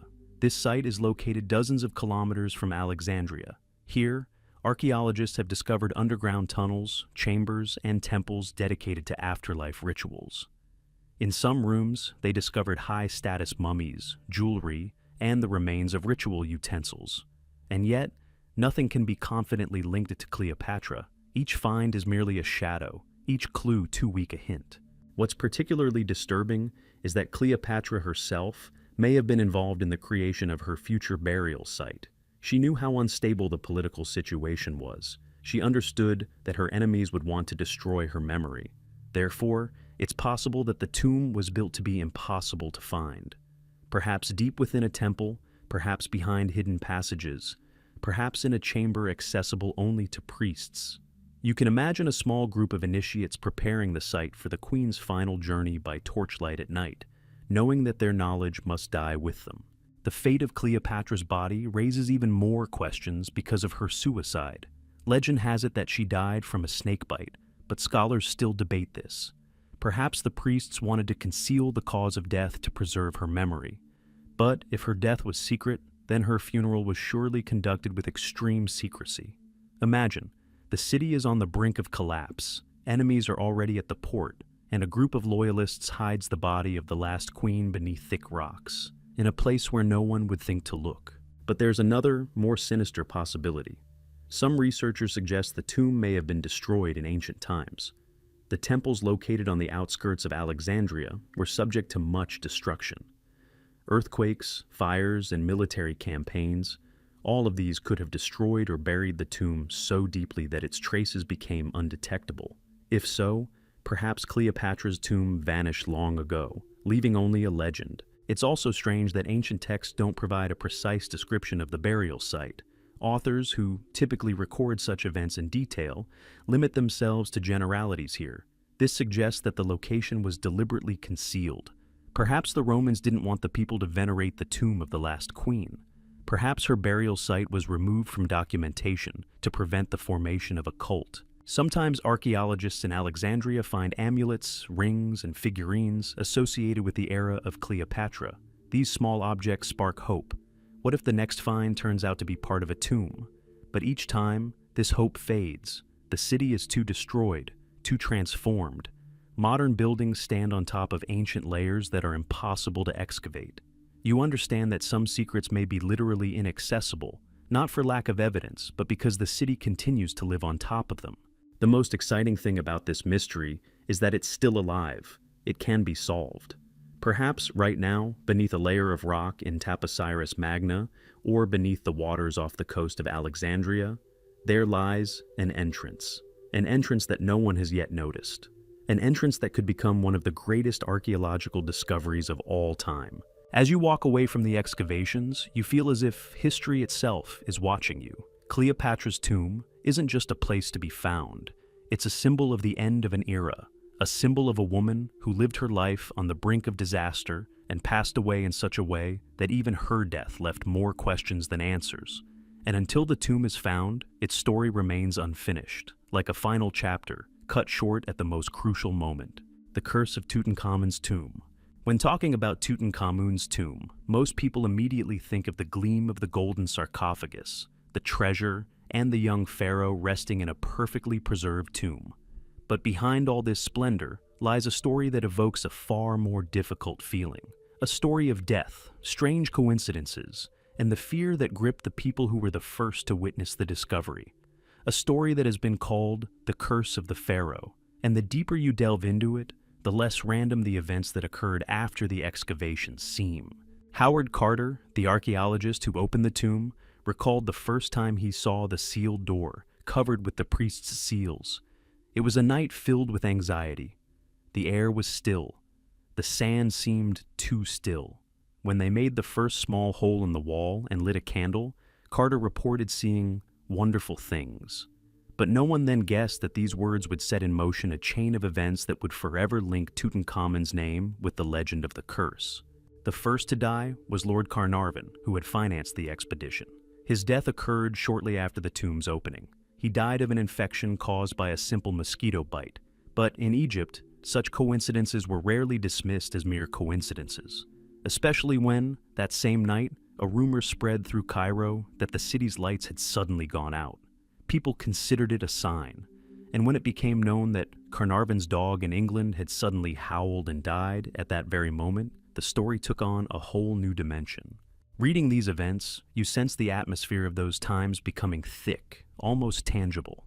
People began to fear the very idea of interfering with the pharaoh's peace. Newspapers around the world reported on a curse supposedly inscribed on the tomb's entrance. And although Carter found no threatening or warning inscriptions, the very idea of possible vengeance from ancient forces spread like fog across the desert. Interestingly, many of the excavation participants actually died in the following years from illness or accidents, some at a young age, some under strange circumstances. You understand that some of these deaths can be explained by medical conditions, some by age, and some by the dangers of archaeological work. But when such cases become too numerous, alarm arises. All too easily, this chain of events fits into the narrative of a disturbance of the centuries-old peace. There's a more rational explanation. Traces of fungi and bacteria capable of causing severe illnesses have been found in some ancient tombs. The air in the tombs could have contained spores that, if inhaled, could have caused infections. But even if this were true, why didn't everyone fall ill? Why did the disease seem to target specific individuals? Scientists try to explain everything with natural causes, but the legend persists. It lives in the space between chance and fear, between science and the shadow of the ancient world. Particularly noteworthy is the fact that some of the expedition members, including Carter himself, lived long lives. This only heightened the mystique, as if the curse didn't affect everyone, but only those who were particularly close to the moment of discovery. Imagine the night when the archaeologists first entered the narrow corridor covered in seals. Everyone froze, realizing they were witnessing something Egypt hadn't seen since ancient times. And if ancient beliefs are to be believed, disturbing the king's peace was more than just an archaeological act. It was a spiritual intervention. The figure of Anubis depicted on some of the tomb's objects is particularly disturbing. The god who weighs the hearts of the dead was a symbol of transition, and many believed he guarded Tutankhamun's path to the afterlife. When archaeologists began removing objects from the tomb, it seemed as if the thin boundary between worlds was shifting. Those present felt a strange air pressure, and some reported hearing quiet rustling sounds in the darkness. Perhaps this was just a figment of their imagination, but in the deep corridors, such impressions are intensified. Part of the legend is connected to the fact that Tutankhamun's tomb is almost the only one found intact. The others were plundered, and many have asked, did this place really preserve its secret only to remind one of the power of the ancient world? This thought lingers when you see the countless objects created for the journey into eternity. Amulets, figurines, vessels, everything that was supposed to protect the pharaoh from the dangers of the afterlife. Perhaps the ancients truly believed that violators would be punished. But what's most astonishing is that the legend of the curse hasn't faded with the advancement of science. It's grown even stronger. Films, books, and studies all echo the same sentiment. There's something in Tutankhamun's tomb that can't be fully explained. And the more you study the expedition's story, the more you feel that the ancients knew things about death and the afterlife that we can barely imagine. Standing before the young pharaoh's sarcophagus, you feel a strange mixture of admiration and apprehension. His face, hidden by a golden mask, appears calm, almost serene. But around it lie hundreds of objects that were meant to protect him for eternity, and you understand. Even if the curse didn't literally exist, the Egyptians' attitude toward death was so serious that the idea of punishing transgressors became a natural extension of their worldview. Leaving the museum hall housing Tutankhamun's mask, you sense that this story is not about death, but about a boundary, about that fine line between the world of the living and the world of the dead, which the ancients never crossed without respect. And perhaps the legend of the curse is a reminder that sometimes the past asks us not to intrude too deeply. Even if it's just a story, it still forces us to listen to the silence. Hidden chambers of the Great Pyramid. As you walk through the narrow corridors of the Great Pyramid, you inevitably get the feeling that you're looking at more than just a funerary structure. It seems as if the stone mask conceals voids, passages, and chambers unknown for millennia. This thought haunts even the most experienced researchers, and it's this very thought that has led to one of Egypt's most intense mysteries, the existence of chambers within Khufu's pyramid that remain inaccessible to this day. The official diagram of the pyramid has long been known. The ascending passage, the Queen's Chamber, the Grand Gallery, the King's Chamber, and narrow shafts leading to the surface. But when modern methods, thermal imaging, laser scanning, and muon tomography, were first used, the pyramid was revealed anew, and it turned out that the enormous structure concealed more than any ancient sources could have predicted. One of the first warning signs was thermal anomalies on the outer surface. Some blocks in the eastern part of the pyramid turned out to be significantly warmer or colder than their neighbors, as if there were voids behind them. Scientists repeated measurements again and again, trying to rule out the influence of sun, wind, and air temperature. But the anomalies persisted. Looking at the diagrams of these measurements, you realize there really is something inside. Later, muon scanning revealed a truly astonishing result. A huge, unknown cavity was discovered above the Grand Gallery, so large that it was nicknamed the Great Void. Researchers debated the shape of this chamber. Some believed it was a sloping hall similar to the gallery. Others believed it was a series of accumulated cavities. But everyone agreed on one thing. The chamber was not a random occurrence. It was too large and too level, and too precisely positioned to be a construction defect. The most astonishing thing is that the cavity is not connected in any way to the known corridors. It is inaccessible. To get there, one would have to dismantle the blocks, which is unacceptable. Therefore, the secret remains hidden, as if the pyramid itself is unwilling to reveal its true structure. You can imagine the construction process. Workers lifting gigantic blocks, creating incredibly precise angles and slopes. But why did they leave a void of such magnitude? For unloading, for rituals, for storing objects? Or, most disturbing of all, could there have been a hidden burial chamber there, unknown to us? After all, the sarcophagus in the king's chamber is empty. Perhaps Khufu's body was never there. Some researchers have suggested the existence of hidden passages leading to this unknown chamber. Perhaps the entrance was sealed after the rituals were completed, so skillfully that we simply cannot see it. Supporters of this theory point out that in some places the masonry is unusually dense, while in others it's the opposite, as if there were a joint disguised as an ordinary block. Looking at the reconstructions, one gets the feeling of a complex system designed to conceal the pyramid's main secret. Some believe the shafts served as symbolic paths for the soul, leading to the stars. This makes sense considering that the ancient Egyptians saw the sky as a path for passage. But then why the doors? Why the hidden sections? Why the elements that look not like symbols, but like mechanical parts? You understand that there's a logic to these corridors that defies our understanding. Perhaps the shafts were used during rituals performed before construction was completed. Perhaps objects were placed there that were never meant to see the light of day. Perhaps the shafts were part of a complex system not intended for living beings.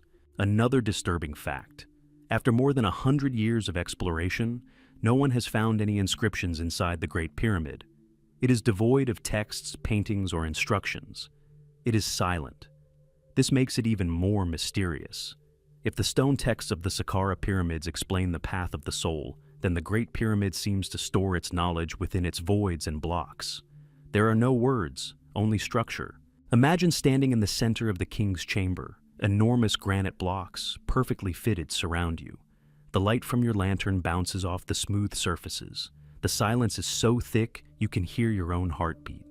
And somewhere above you, there's an unknown void. There are hundreds of tons of stone, and yet, within, there's a space carved by the hands of people who lived thousands of years ago, and no one knows why. Some scholars believe the Great Pyramid is more than just a tomb. It was created as a complex combining astronomy, religion, mathematics, and ritual, and the hidden chambers are part of this system. These secret chambers could have been used to train priests, conduct closed ceremonies, or store sacred objects. Perhaps they contain texts that, for some reason, needed to be hidden forever. But there's another thought, a more disturbing one. The pyramid's builders understood that time would destroy everything, and so they ensured that the main secret was hidden so deeply that no amount of destruction could reveal it. The pyramid has survived coups, looters, sandstorms, and earthquakes, but the voids within remain untouched. When you step outside, the sun seems too bright. The pyramid stands motionless, like a huge boulder. But now you realize that inside, it's not monolithic at all. It's like a huge box, with something important hidden inside. And so far, no one has found the key. And this is precisely what makes the hidden chambers of the Great Pyramid one of Egypt's most enticing mysteries. It is silent, but its silence speaks louder than any words. When you look at Egypt's mysteries as a single canvas, you realize that each one is not just a riddle of the past, but the trace of a living civilization that knew how to hide more than it revealed. Beneath the sand, in the depths of stone, and in the silence of ruined temples, answers lie hidden. Answers to which we are still only just beginning to grasp. Egypt doesn't reveal its secrets, it chooses who to reveal them to.